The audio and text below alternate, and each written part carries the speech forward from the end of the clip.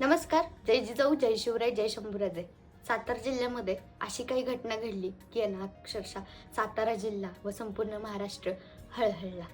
तर ही जी घटना घडली आहे ना, ती माझ्याच जवळच्या गावातली म्हणजे आसगावमधली आहे बरं का. सगळी तरुण मंडळी आपली फिरायला गेली होती, ती म्हणजे कोकणामध्ये. आणि कोकणामधून छान एन्जॉय करून परत असताना आंबेनळीच्या घाटामध्ये त्यांचा एवढा भयंकर ॲक्सिडेंट होतो. 800 फूट दरीमध्ये जाऊन पडतात. ऑन दी स्पॉट सगळे गेले. मला तुम्हाला एकच सांगायचं आहे, जेव्हा तुम्ही फिरायला जाता, एन्जॉय करायला जाता ना, तेव्हा एक गोष्ट लक्षात ठेवा. तुमचे आई-वडील तुम्हाला जे 10 वेळा कॉल करत असतात ना, "कुठे आहे? काय करतोय? कुठे आहे? काय करतीयेस?" हे ना त्यांची काळजी असते, की तुम्ही नीट जा आणि नीट घरी या. आणि तुम्ही फिरायला जा, एन्जॉय करा, सगळं करा. पण आहे ना, गाडी हळू चालवा, नीट जा, नीट घरी या.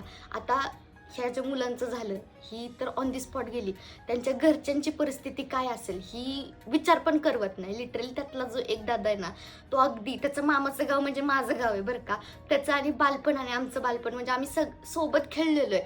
आज त्याच्याबद्दल असा व्हिडिओ बनवावा लागतो ना, ही खरंच खूप मला अक्षरशः बोलता येत नाही, सुधरत नाही. पण मी सगळ्यांना आता पावसाळा येतोय, सगळेच फिरायला जाणार आहेत, सगळेच एन्जॉय करायला जाणार आहेत. एन्जॉय करा, पण स्वतःची काळजी घ्या.